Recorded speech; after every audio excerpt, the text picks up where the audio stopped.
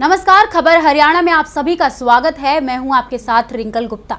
चलिए हरियाणा की खबरों की रुख करते हैं।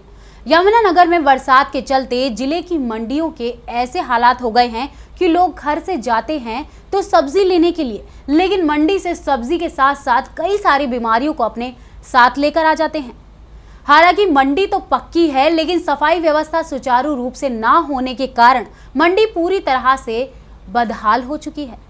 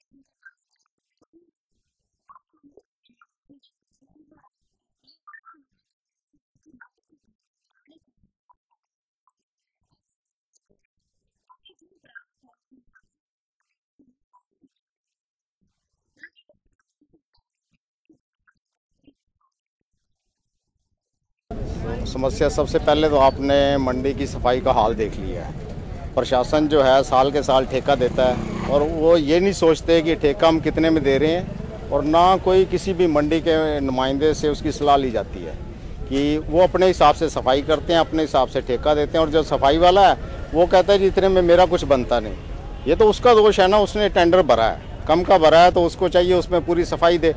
अब यहाँ 3 दिन हो गए कोई सफाई नहीं हुई है, और ऊपर से बरसात के मौसम के अंदर ना हमें सफाई मिलती है ना शेड है। यहाँ पर किसी भी चीज़ का कोई नुकसान होता है, जैसे किसान का नुकसान कनक में हो गया, किसी चीज़ में हो गया, तो उसको बड़ा हाईलाइट किया जाता है। सब्जी मंडी के अंदर जो सब्जी फ्रूट्स हैं उनके आधे रेट नहीं रहते, क्योंकि वो भीग जाते हैं हमारे। और जो कल हमने चीकू 200 रुपये का 10 किलो की पेटी बेची है, वो आज 90 रुपये की बेची है। जो कल प्याज हमने मान लो 15 रुपये किलो बेचा है, आज वो भीग गया, वो 5 रुपये किलो बिका है। क्या ये नुकसान नहीं है किसान का? क्या ये आड़ती का नुकसान नहीं है? या आगे पब्लिक के ऊपर इसका बोझ नहीं पड़ेगा? इस चीज़ की तरफ बिल्कुल ना प्रशासन ध्यान देता है, ना गवर्नमेंट देती है। सर, गंदगी के लिए प्रशासन को कई बार कहा गया है कि इसकी सफाई के लिए किया जाए, पर कोई इसका हल नहीं निकला अब तक। और मेन जो हमें समस्या है वो है कि शेड की। गवर्नमेंट हमें ढहिया डाल के नहीं देती है।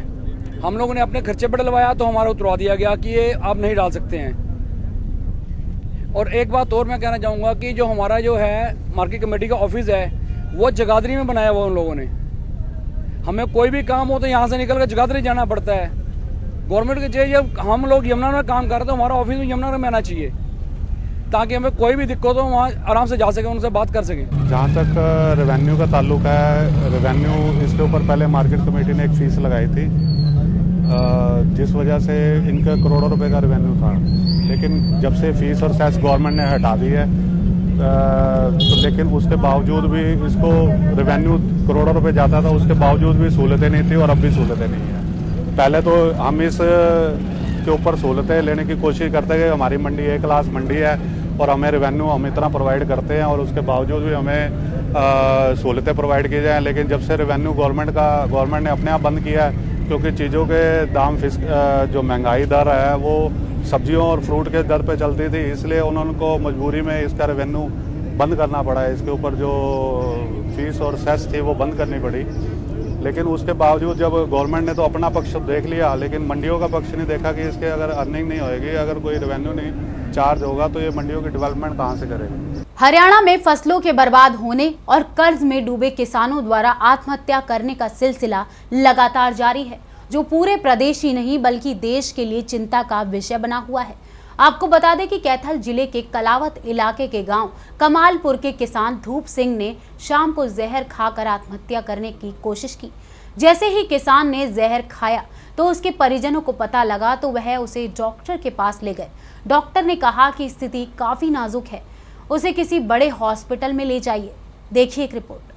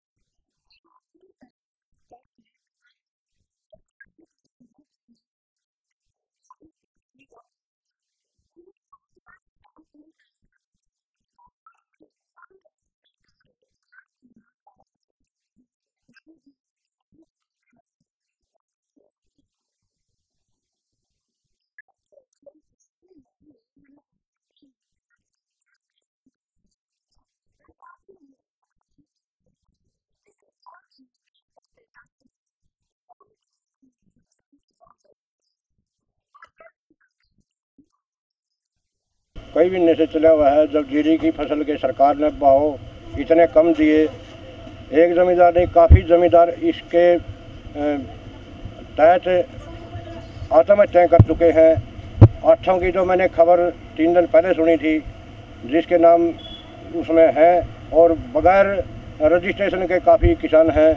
पहले सरकार ने मारे और अब परमात्मा की मार इतनी पड़ी है कि गेहूँ की फसल भी जो है नहीं, कभी बरसात, कभी ओले, कभी तेज़ हवाएं, कभी आंधी, उसमें बर्बाद होगी। और जो ये कह रहा था मुझे बार बार, कौन कहाँ का क्या है? ये मेरा भाई है जी, गांव कमालपुर से है। क्या नाम है? धूप सिंह नाम है जी। तो ये मेरे को बार बार यही कह रहा था कि भाई अब की बार तो क्या बना, मेरे इतने पैसे सड़ गए, कर्जा हो गया, मैं इनको उतारने में भी ऐसा लूँगा, क्योंकि जीरी में मुझे कुछ नहीं मिला, वहाँ का आटा उठाना पड़ा। और अब जो गेहूँ थी उसमें भी मेरे को काफ़ी नुकसान हुआ। ये तो जी अभी 3-4 दिन हो गए, और जो मेरे अड़ोसी पड़ोसी हैं, भाई भतीजे हैं, उनको यही कह रहा था भाई मैं तो जो है नहीं बहुत दुखी हो गया हूँ। धूप सिंह जो यहाँ पे एडमिट हैं, तो अभी इनको मैंने देखा है। इनके साथ एक प्रॉब्लम है, इनकी जो मिसिज है, कुछ दिन पहले उसका एडी टूटने से मोटरसाइकिल में आ गई थी, तो उनका पैर टूट गया था, तो वो एडमिट हैं वहाँ पे पीजीआई में, और काफ़ी दिन से एडमिट हैं। इसके अलावा इनका जो बेटा है वो भी वहीं था। बाकी इनके भाई बंधु जितने इनके मित्र प्यारे हैं वो यहीं पे हैं। तो रात इन्होंने लगता है कि कुछ खाया है।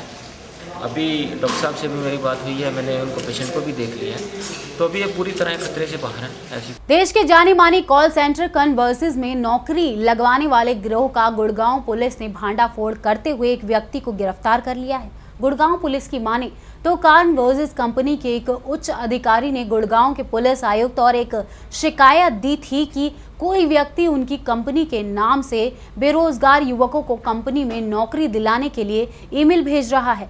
मेल द्वारा संपर्क करने के उपरांत ऐसे बेरोजगार युवकों का एक टेलीफोनिक इंटरव्यू लिया जाता है और ईमेल के माध्यम से ही उन्हें कंपनी में नौकरी दिलाने का फर्जी नियुक्ति पत्र भी दिया जा रहा है।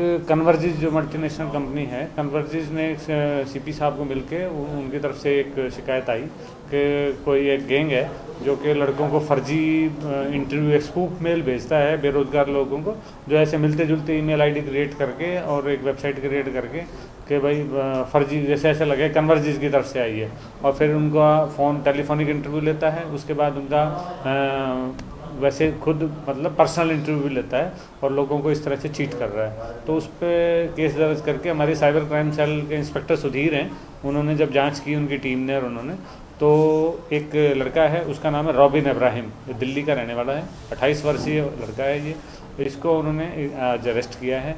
तो उसके कब्जा से बहुत सारे जो है ना इसके कन्वर्जिस के ही फर्जी आईडी और सारे पेपर्स मिले हैं। गुड़गांव के सेक्टर 29 में लोगों के मनोरंजन के लिए गुड़गांव और एनसीआर का सबसे बड़ा वाटर पार्क अपू घर बनकर तैयार हो चुका है, जिसमें यहां आने वाले लोगों के लिए बेहद आकर्षक वाटर ड्राइव के अलावा एडवेंचर्स का शौक रखने वाले लोगों के लिए भारत की सबसे ऊंची वाटर ड्राइव भी यहां मौजूद है, जिसकी ऊंचाई तकरीबन 90 फीट के आसपास है। इसके अलावा कनाडा से आई वाटर ड्राइव जिले ओ माई गॉड गुड़गांव नाम दिया गया है। यहाँ आने वाले लोगों के लिए ये एकदम नई वाटर ड्राइव है। इसके अलावा रेन डांस, समुद्री लहरें यहाँ आने वाले लोगों को एक नया एहसास कराएंगी।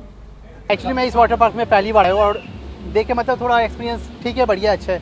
तो 5 मिनट ही हुए हैं, बट वैसे लॉट्स ऑफ फन, बहुत ज़्यादा मस्ती मार रहे हैं। वैसे यहाँ पे खुला एरिया है, सबसे बड़ी बात है, बहुत खुले एरिया में है, और आज का वेदर भी काफी अच्छा है, और वेदर भी बहुत अच्छा है। मे बी सो कि मेट्रो की कनेक्टिविटी ज़्यादा होने के कारण, बिकॉज ये गुड़गांव है, सो लॉट्स मेनी पीपल यहाँ पर रहते हैं, सो ज़्यादा से ज़्यादा आने के चांसेस है कि वो ज़्यादा यहाँ पर आए। और अभी स्टार्ट में ही थोड़ा फन करने की कोशिश कर रहे हैं, लाइक अब एंड में देखते हैं कि क्या होगा। लॉट्स ऑफ फन कापासाडा वाटर में फन एंड फूड भी है, दैट्स ऑल्सो गुड कि वहाँ पर अच्छा है कि वहाँ पर हम जाते रहते हैं, सो हमें वो अच्छा लगता है। First time we come here, so हमें उस एक्सपीरियंस के अकॉर्डिंग हम यहाँ पे पहले एक्सपीरियंस लेंगे कैसा है, अदर राइड्स लेने की कोशिश करेंगे, लाइक कितना स्केरी है और कितना हम ले सकते हैं उसके अकॉर्डिंग। पहली बात तो ये ओएसए बीच कोई वाटर पार्क नहीं है, ये एक बीच है। समुंदर हम नहीं खींच के ला पाए, लेकिन जो समुंदर के किनारे जाके आप जो एक्टिविटीज़ करते हैं, जैसे आप दोस्तों के साथ पूरा दिन पिकनिक मनाते हैं, गेम्स खेलते हैं, एक्टिविटीज एंजॉय करते हैं, ये वो बनाया गया है। ये एक बीच है, पूरा दिन, पूरा सीजन, हर साल के हर टाइम आप यहाँ आ सकते हैं। यहाँ आप लाउंज कीजिए, एक्टिविटीज़ कीजिए, यहाँ फूड एंड बेवरेजेस हैं उसको एंजॉय कीजिए। ये एक पिकनिक एरिया है, बिल्कुल साफ। ये देखिए आप सामने जो है आपके, ये विदेशी है, ये एक कंपनी से इम्पोर्ट किया है, इसका नाम है वाइट वाटर वेस्ट। हमारे यहाँ पे हर चीज़ जो हमने लगाई है वो चुन चुन के सबसे बढ़िया जो चीज़ें हैं वो लगाई हैं, गेस्ट की पूरी सेफ्टी का ध्यान रखते हुए। ये ऐसे है कि यहाँ पे हमारे पास एक रिटेल का एरिया भी आएगा, शॉपिंग का एरिया भी आएगा। शॉपिंग एरिया में रेस्टोरेंट भी आएंगे, बार भी आएंगे, पब भी आएंगे। पर आपको मालूम होगा अपू घर जो है ये एक फैमिली की जगह है। हम हमेशा इस बात का ध्यान रखते हैं कि हम जो भी करें फैमिली के लिए करें, सेफ करें। सेक्टर 12 फरीदाबाद स्थित जिला खाद्य एवं पूर्ति नियंत्रण कार्यालय पर पिछले कई महीनों से राशन न मिलने से परेशान सैकड़ों लोगों ने जमकर हंगामा किया और जिला खाद्य और पूर्ति नियंत्रण विभाग के एफएसओ से शिकायत की। लोगों का मानना है कि उन्हें पिछले महीने से राशन नहीं मिल रहा है और न ही उन्हें राशन देने वाला डिपो होल्डर का अता पता है।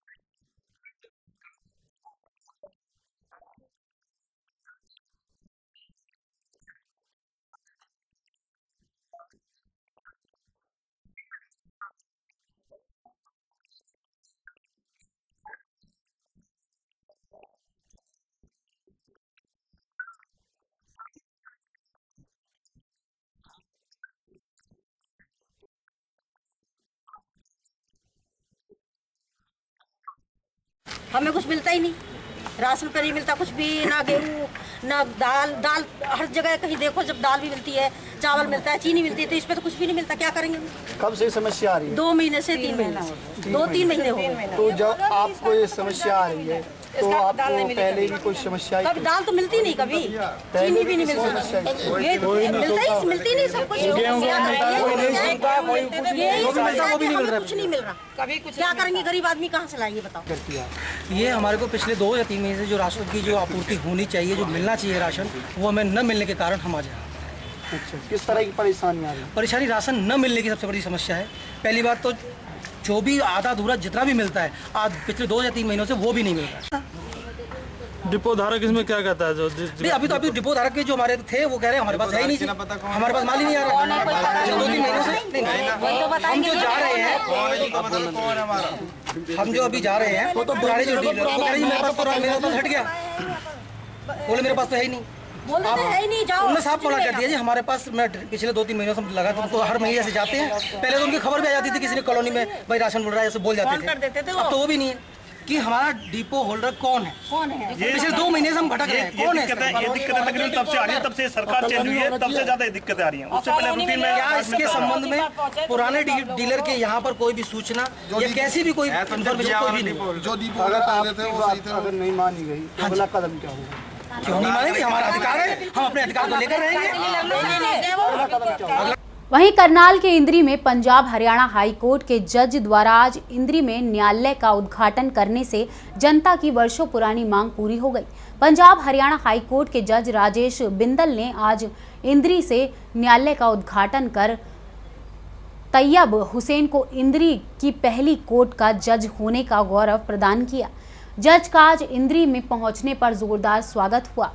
अदालत परिसर में पौधारोपण किया गया। इस मौके पर जज राजेश बिंदल ने कहा कि इंद्री में कोर्ट चालू हो जाने से लोगों को न्याय पाने में आसानी होगी।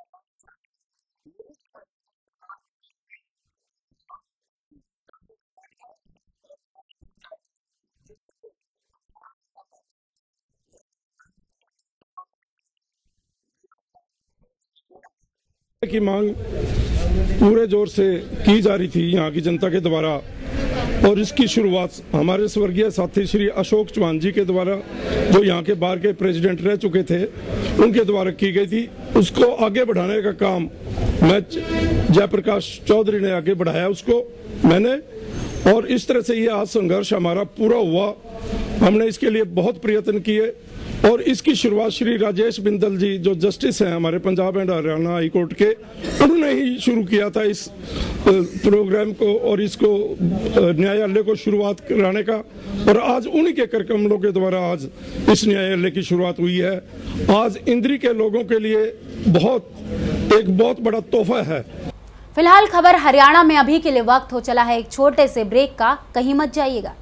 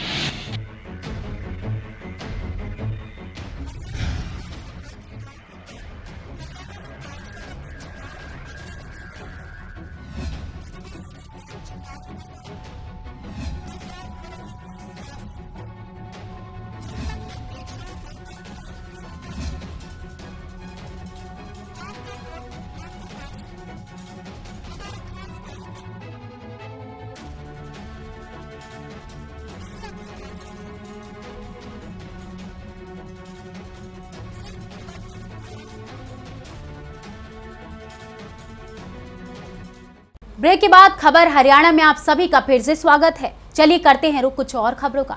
शहर में जो बोतल बंद पानी बिक रहा है वो पूरी तरह से स्वच्छ नहीं है। नगर निगम के पानी का भी वही हाल है।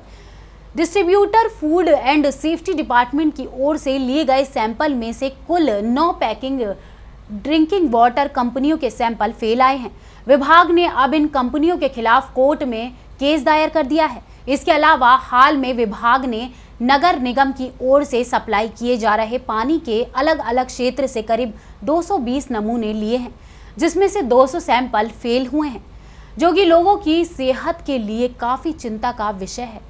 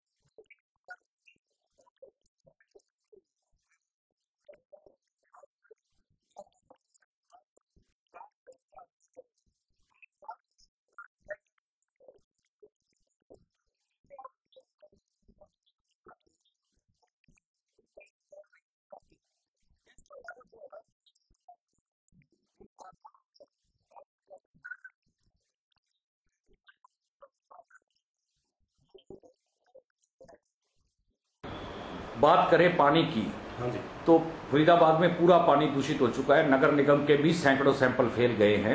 ऐसे में जो पैकिंग वाटर है, जो बोतल प्लांट लगे हुए हैं, पानी आरओ का बनाकर बेचते हैं, उनके खिलाफ पिछले दिनों पता चला कि काफी सख्त कार्रवाई की गई थी और बहुत ही सैंपल फेल आए। क्या है मामला? ऐसा जी, अपने पैकेज ड्रिंकिंग वाटर है, उसका एक्ट में स्टैंडर्ड दिया हुआ है जी। Food safety and standard act 2006 and rule 2011 के अंदर पैकेज ड्रिंकिंग वाटर का और नेचुरल मिनरल वाटर का स्टैंडर्ड दिया हुआ है जी। तो अभी जैसे गर्मी का सीजन है, तो हम जितने भी पेय पदार्थ हैं पानी भी उसी में आता है पेय पदार्थ के अंदर, जिसमें आम आदमी है वो पानी को पैकेज ड्रिंकिंग वाटर को पीता है, वो इजीली उसको ये 10 रुपये 20 रुपये में बोतल लेके और पीता है। तो इसलिए हमने गर्मियों का, अब जैसे गर्मी शुरू हो रही है तो इसमें हम पैकेज ड्रिंकिंग के नमूने हमने लिए थे, जिसमें से हमारे 7 नमूने हैं वो अनसेफ पाए गए थे। अनसेफ उसके अंदर बैक्टीरिया वगैरह प्रेजेंट था, इकोलाई था, सैल्मोनेला वगैरह प्रेजेंट पाया गया था। तो उन 7 केसों को हमारे को परमिशन मिलने के बाद में हमने उनको chief judicial magistrate honourable court of chief judicial magistrate Faridabad में हमने फाइल कर दिए केस। अब उनके ऊपर आगे कार्रवाई चल रही है। ये जो प्लांट है ये किन किन क्षेत्रों में लगभग चल रहे थे? ऐसे जी लगभग इस फरीदाबाद के तो काफी एरिया में ये, अभी मैं तो अभी नया अभी आया हूँ जस्ट रिसेंटली, तो इसलिए अभी जैसे पता लग रहा है कि इस प्रकार के जो प्लांट है जो मिनरल पैकेज ड्रिंकिंग वाटर भरते हैं, ये काफी मात्रा में यहाँ बता रहे हैं कि सैकड़ों के करीब में ये पानी भरते हैं ऐसे। तो उनके हमने उसके बाद में और भी सैंपलिंग हमने की पानी की, उसमें से भी हमारे 2 नमूने अभी और फेल आ गए हैं। तो यानी कि कुल मिला के 9 मामले हो गए? हाँ, कुल मिला के 9 मामले हो गए और उनकी अभी कार्रवाई आगे की, उसकी केस दायर करने की कार्रवाई की हमारी चल रही है और उसके जैसे ही हमारे को परमिशन मिल जाएगी ऊपर से तो उनके खिलाफ भी हम कार्रवाई करेंगे। पानी का सैंपल फेल होने का मेन रीजन तो ये है, और फैक्ट्रियों का केमिकल, फैक्ट्री का पानी नालों में जाना, नालों से नदियों में जाना, खेतों में जाना, क्योंकि कहते हैं जैसा अन्न वैसा मन। अगर आप अच्छा अन्न खाएंगे अच्छा उपज होगी, और अगर आप गंदा अन्न खाएंगे तो आपके विचार भी गंदे पैदा होंगे। हमने नगर निगम में आपस में बैठ के विचार भी करा था कि कई ट्यूबवेलों पर फिल्टर लगा देने चाहिए, जिससे कि लोगों को स्वच्छ अच्छा साफ पानी पीने को मिल सके, जिससे कि लोगों के ऊपर कोई बीमारियां काजिब ना हो। दिल्ली में आगामी 19 अप्रैल को अखिल भारतीय कांग्रेस पार्टी की होने वाली किसान मजदूर रैली में कांग्रेस अध्यक्ष सोनिया गांधी, उपाध्यक्ष राहुल गांधी, पूर्व मुख्यमंत्री भूपेंद्र सिंह हुड्डा के साथ पार्टी के तमाम वरिष्ठ नेतागण मौजूद रहेंगे। सवाल के जवाब में सांसद दीपेंद्र सिंह हुड्डा ने कहा कि इस रैली में कांग्रेस उपाध्यक्ष राहुल गांधी जरूर मौजूद रहेंगे। ये शब्द उन्होंने उस वक्त कहे जब फरीदाबाद में वरिष्ठ कांग्रेसी नेता लखन कुमार सिंगला के निवास स्थान कार्यकर्ताओं को किसान मजदूर रैली में ज्यादा से ज्यादा संख्या में पहुंचने के लिए आमंत्रित करने आए थे।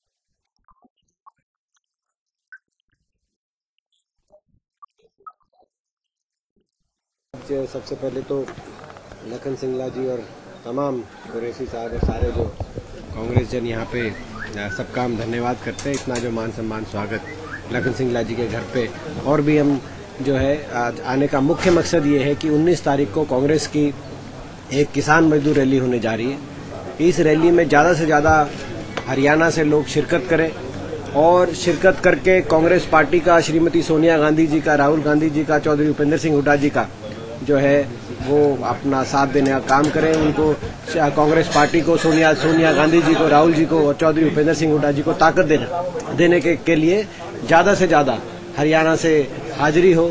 और ये जो सरकार है भारतीय जनता पार्टी की सरकार, 1 साल के अंदर इस सरकार का असली चेहरा लोगों के सामने आ गया है।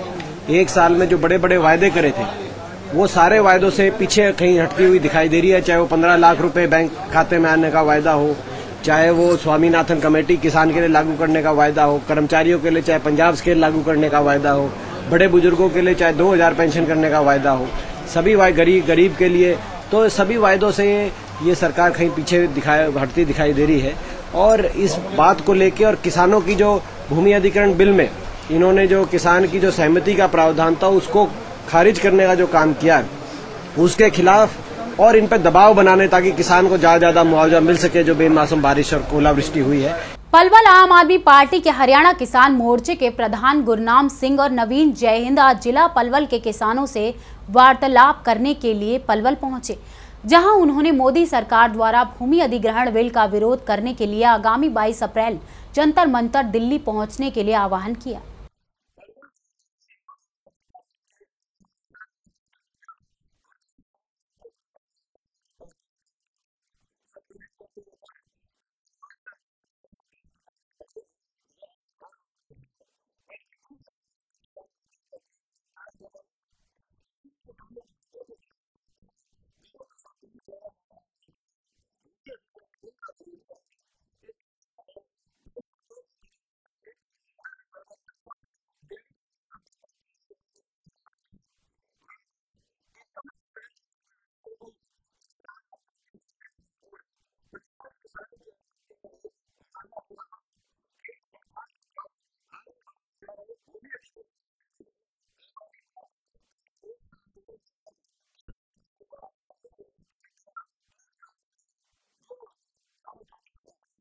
नहीं कर रहे हैं और लोगों को बहकाने का काम कर रहे हैं। हम इन अधिकारियों को बंधक बनाएंगे और इस हरियाणा सरकार को मजबूर करेंगे कि इन्हें हमारे इलाके का एक एक दाना खरीदना होगा। और इसके साथ जो आज हमने मांग की है कि जो गरीब खेती मजदूर जो इस खराब मौसम की वजह से जो गेहूं का खराबा हुआ है, आज मजदूर का घर भी बिना दाने के खाली पड़ा हुआ है। तो जहां किसान की भरपाई ये सरकार करे, जो मुआवजा तय किया है वो बहुत कम है। हमारी कांग्रेस की पार्टी ने, हुड्डा साहब ने 30,000 रुपए प्रति एकड़ मुआवजे की मांग की है। इसलिए हम मांग करते हैं कि जो मुआवजा राशि है वो 30,000 रुपए बढ़ाई जाए और मजदूर के घर में भी, जो खेत मजदूर हैं, उनके घर में भी 5-5 क्विंटल अनाज ये सरकार वहां पर पहुंचाए। आदमी का बड़े बड़े वायदे करे थे, क्या कहा था? फसल का भाव बढ़ाएंगे, स्वामीनाथन कमेटी लागू करेंगे। आते ही फसल के भाव टूटे, चाहे धान की बात हो, पॉपुलर की बात हो। क्या कहा था? 15-15 लाख अभी कह रहे थे प्रवेश साहब, भाई 15-15 लाख आएंगे भाई, और 15-15 लाख के साथ एक खाता खोलने की स्कीम भी चलवाई। जिनके खाते थे, कई मेरे जैसे भाई थे जिनने यूं सोचा कि भाई अपने खाते हैं, कई जो नए खाते खुलवा रहे हैं इनमें आते हो, हमने नए डबल खाते खुलवाए कि नहीं खुलवाए भाई? खुलवाए। प्रतिशत किसान नरेगा में मजदूरी करने को मजबूरी छोड़ गए। उन्होंने आगे लिखा है कि किसान को न्यूनतम समर्थन मूल्य जो लागत से कम है, लागत से कम है का शब्द उन्होंने लिखा, लागत से कम बताया। जो न्यूनतम समर्थन मूल्य है, केवल धान और गेहूं 34% बिक रहे हैं न्यूनतम समर्थन मूल्य पे। बाकी जो टोटल फसल है वो 1.5% से 10% के बीच न्यूनतम मूल्य मिल रहा है, वरना न्यूनतम मूल्य भी नहीं मिल रहा। फरीदाबाद के सेक्टर 29 हाउसिंग बोर्ड कॉलोनी के पास गुड़गांव कैनाल में एक शख्स ने आत्महत्या की नीयत से छलांग लगा दी। पुलिस को खबर मिले जाने तक उसकी लाश को गुड़गांव कैनाल से नहीं निकाल पाए। पुलिस की माने तो जो शख्स नहर में कूदा है उसकी उम्र 17 से 18 साल बताई जा रही है, पर अभी तक उसकी पहचान नहीं हो पाई है। उसे कैनाल से निकालने के लिए पुलिस लगातार प्रयास कर रही है। आज करीब 11 बजे हमें सूचना मिली थी कि गुड़गांव कैनाल है, इसमें कठपुलिया है जो मुंबई की तरफ जाता है, पुल से रास्ता है। इसमें एक बच्चा नहर में कूद गया और उसका अभी तक पता नहीं चल पाया है। देखने वालों ने बताया कि वो 17-18 साल का लड़का है और उस लड़के ने का एक बैग रखा मिला है यहाँ, उसमें 2 पैंट हैं उसकी जीन्स की, एक नीले रंग की शर्ट है। अभी तक उसकी पहचान भी नहीं हो पाई है और उस लड़के का भी पता नहीं चल पाया है। हमने प्रयत्न किया है, लोगों ने भी काफ़ी सहयोग किया है, उन्होंने तैराक भी बुलाए 3-4, उन्होंने कोशिश की है, कांटा डाला है, फायर ब्रिगेड वगैरह आगे हैं। तो हम सुबह से कोशिश कर रहे हैं, परंतु अभी तक वो सुलझा नहीं मामला, उस बच्चे का पता नहीं चल पाया है। तो अभी आगे ऑफिसर से बात की है, डीसी साहब से, डीसीपी सेंट्रल से, तो वो प्रयत्न कर रहे हैं कोई न कोई साधन जुटाने के लिए। स्टीमर वगैरह की हमने मांग की है, तो यहाँ आ जाएगा तो उसके बाद तलाश करेंगे उसकी। फिलहाल मेरे साथ इस बुलेटिन में इतना ही। मुझे दीजिए इजाजत। नमस्कार।